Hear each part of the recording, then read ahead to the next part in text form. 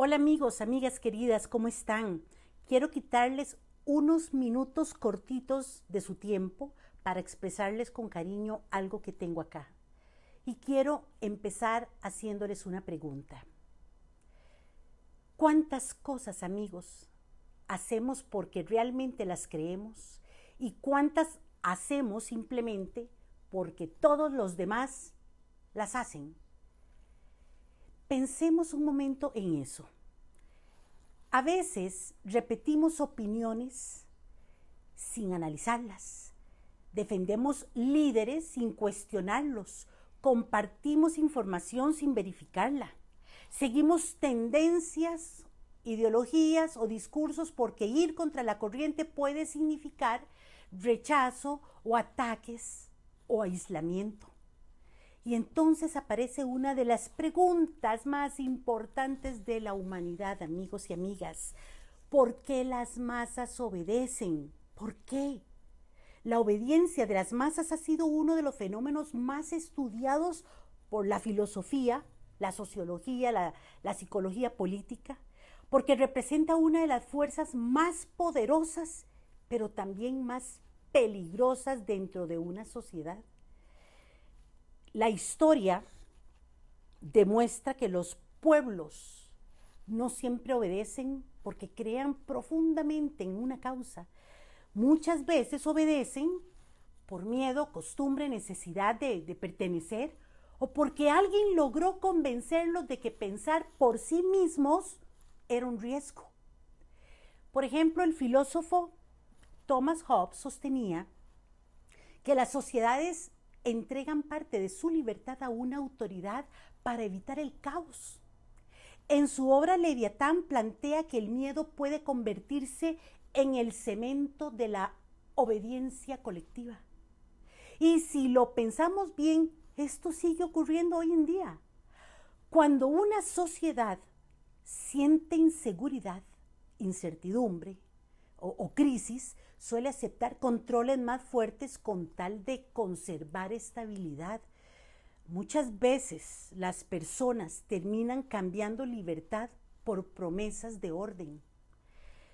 Siglos después, Nietzsche criticó lo que llamó la moral de rebaño.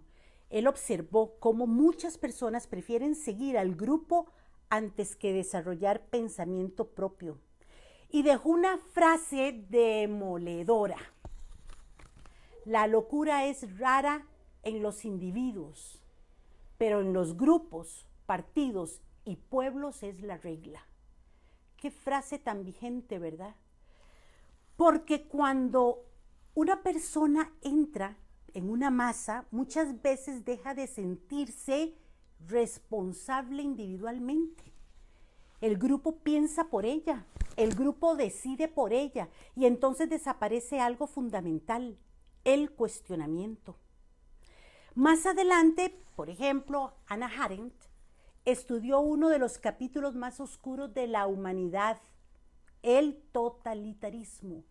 Ella analizó cómo personas comunes fueron capaces de participar o guardar silencio frente a atrocidades inigualables y llegó a una conclusión. El mayor peligro no siempre viene del monstruo visible, sino del ciudadano común que deja de pensar críticamente. Por eso escribió una frase profundamente incómoda que dice: nadie tiene derecho a obedecer, porque obedecer ciegamente jamás elimina la responsabilidad moral. También el sociólogo Gustave Le Bon explicó cómo cambia el comportamiento humano dentro de una multitud.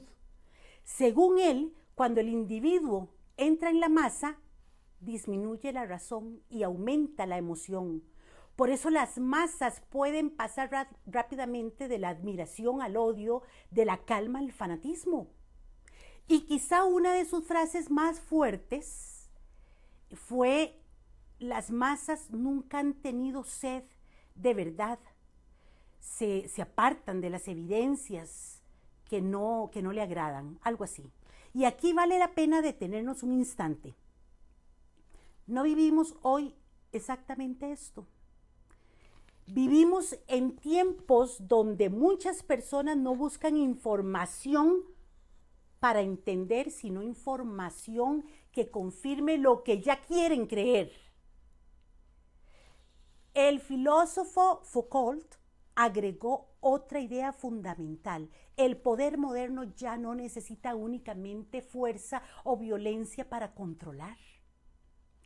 Hoy el control puede ser silencioso.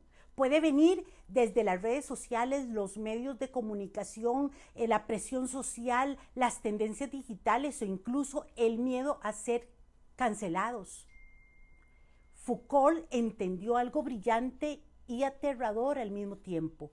El sistema más eficiente es aquel donde las personas terminan vigilándose solas. La historia está llena de ejemplos dolorosos sobre la obediencia de las masas, amigos, amigas. El ascenso del nazismo en Alemania no ocurrió únicamente por un líder autoritario. Ocurrió también porque millones de personas normalizaron discursos de odio, guardaron silencio y aceptaron medidas extremas creyendo que eran necesarias. Lo mismo sucedió en distintas dictaduras de latinoamericanas, donde muchos justificaron censura, persecución y violencia bajo la idea de mantener el orden. Pero sería un error pensar que esto pertenece únicamente al pasado. Y lo estamos viviendo. Hoy las masas también obedecen. Obedecen mediante algoritmos, mediante desinformación, mediante propaganda emocional, mediante influencers, tiktokers, convertidos en figuras incuestionables, mediante el miedo al rechazo social, por Dios, y no pueden terminar ni una oración siquiera. Y entonces aparece el verdadero peligro, cuando la obediencia reemplaza la conciencia, cuando dejamos de preguntarnos, ¿esto es correcto? Y empezamos únicamente a preguntarnos, ¿esto es lo que todos están haciendo para hacerlo yo? Pensar críticamente siempre ha tenido un costo. Quien cuestiona suele ser señalado, ridiculizado o excluido, y peor ahora lo que vivimos, perseguido. Pero también es cierto que los mayores avances humanos surgieron precisamente de quienes se atrevieron a desafiar las ideas dominantes. Científicos perseguidos, periodistas, sindicatos, filósofos, ciudadanos que decidieron no aceptar injusticias y normalizarlas. Y quiero cerrar con una frase del filósofo Bertrand Russell, que sinceramente parece escrita para nuestro tiempo actual. El problema de la humanidad es que los estúpidos están seguros de todo y los inteligentes llenos de dudas. Eso decía. Tal vez la duda sea precisamente nuestra última defensa frente a la obediencia ciega que vivimos ahora. Porque una sociedad verdaderamente libre no es la que obedece sin cuestionar. Es, amigos, la que piensa, la que analiza, la que se atreve a preguntar incluso cuando hacerlo incomoda. Analicemos un poco cómo estamos viviendo en nuestra sociedad. Un abrazo.